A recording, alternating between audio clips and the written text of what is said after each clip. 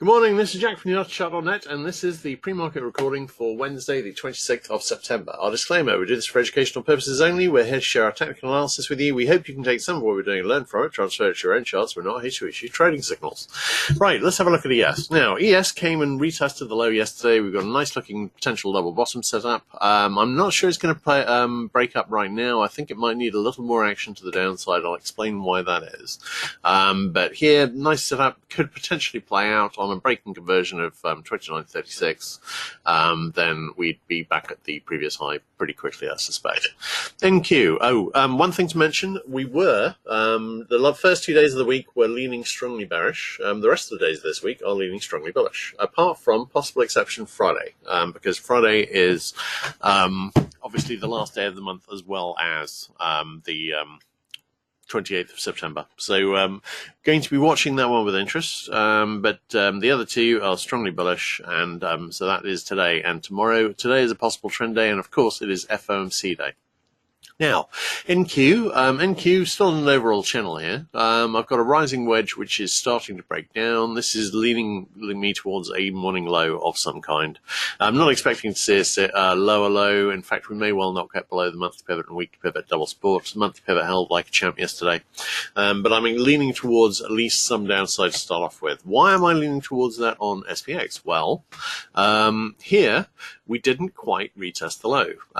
This means we don't have any positive divergence, and it also means that the double bottom looks a little incomplete.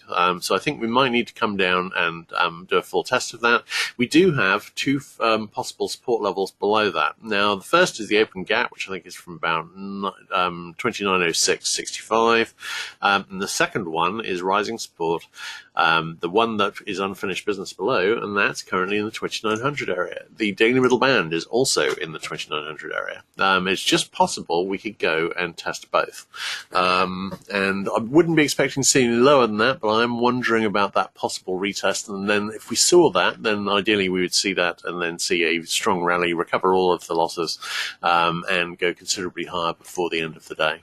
RUT. I was talking the other day before with this decline on last Friday, really, about a possible retest of this low, setting up the second low of a slightly oversized double bottom, and we're there. Now, because we can reach this trend line, I've redrawn this resistance trend line here, and this is now in the 1720 to 21 area, and this flag has not yet broken up. I'm expecting this flag to break up into a retest of this high, so watching that with interest. No current divergence.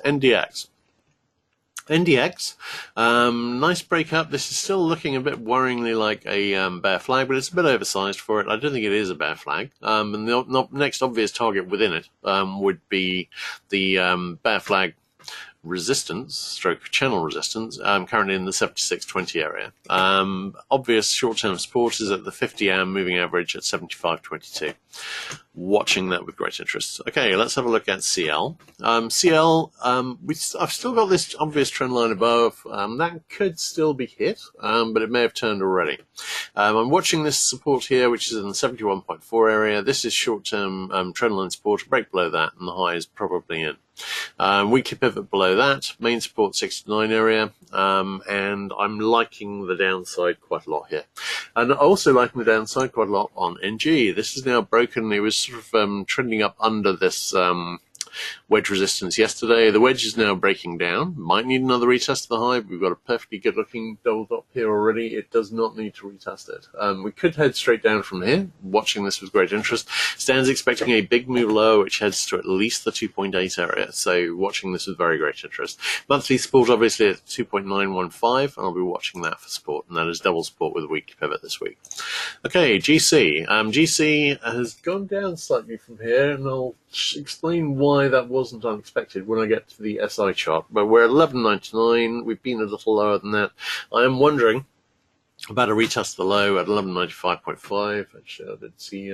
Well, it's possible we've tested that actually, but I don't think we got there. So I'm wondering whether we'll get there. Particularly looking at the SI chart, where we had a nice looking rising wedge here, and that has now turned into a perfect rising channel. The obvious next target within the channel, unless we are going to see a break up from it, is channel support currently in the 1425 area. So we may see that. We're not on a sell signal here. This was a lower high, but there is an obvious reason for this to go down. And while it goes down, we could well see GC make that trend line target. We shall see. HG, this looks like a flag forming on the bigger picture chart. I'm really leaning a little higher into an ideal IHS neckline. So I think this high is going to be retested, but it may go lower first. And if this is a, let's say, a bull flag channel, then we could easily go and test weekly pivot or maybe go a bit below. No current divergence.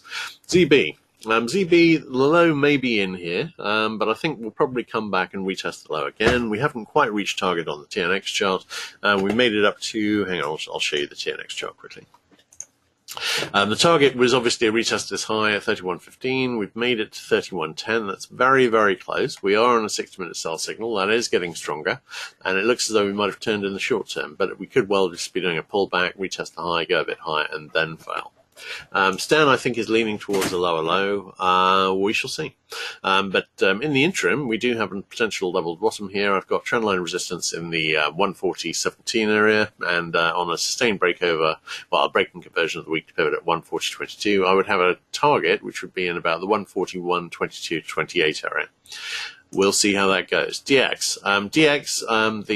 Yesterday's 60-minute buy signal that I was talking about, having not reached target, has now reached the possible near-miss target. USD has also reached the possible near-miss target on the sell signal there. We've got decent resistance of weekly pivot. I'm not expecting to see it go as high as this trendline's resistance in the 94.25 area. It could go a little higher than it is now. In fact, where is it now? About the same area. Okay, USD. I've got there is a potential double top here, but it would need to get through both trendline support and the weekly pivot in the same sort of area or slightly below it. So that's 1.1724, watching for support there. USD JPY, I've got a 60-minute, well, weak 60-minute sell signal is fixed now. We do have a strong target here at the retest this high, and we haven't quite made that yet. We might need a retrace before we hit it though.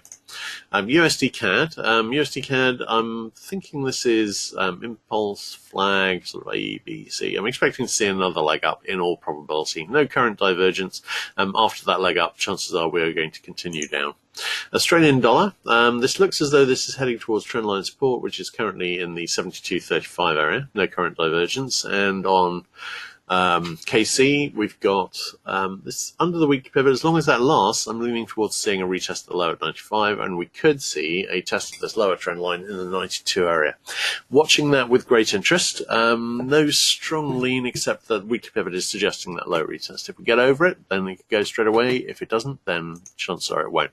SB, nice back test of the monthly pivot yesterday. That held like a champ. Well, I've got a possible 60-minute buy signal brewing, but if we go and retest this low, which seems like the obvious next target, then we may well lose that positive divergence. Looking, as long as the monthly pivot continues to hold the support, I'm expecting to see the retest of this low, and Stan's expecting to see a little lower. CC, don't really have a strong lean on here. We're still on the 60-minute buy signal, fighting over the weekly pivot at the moment. I don't have any kind of pattern set up here, and I'm going to be having a hard look and see if I can get one. Okay, ZW, possible IHS net right shoulder forming here. Ideally, that would go below the weekly pivot, down to about the 506 area, but it could be that we're going to hold the weekly pivot, go straight up from here. We like the long side. Corn, I've got a possible 4-hour sell signal brewing. We haven't quite reached the ideal right shoulder neckline, ideal IHS neckline to form a right shoulder from. That would be in the 369 area. And I'd love to see that before I decline to form a right shoulder, which would then be ideally in about 354 area. Soy, we've also got a 4-hour sell signal brewing. We're slightly above the ideal right shoulder heights. There's an argument that an IHS has already formed and broken up slightly here. So it could be that we're going to go do a Janus flag retest of the low if we break down, but it could be as this was an undersized right shoulder, we'd just be making a more appropriately sized right shoulder, which have an ideal low area in the 826 area. Okay, I'm going to stop the recording there.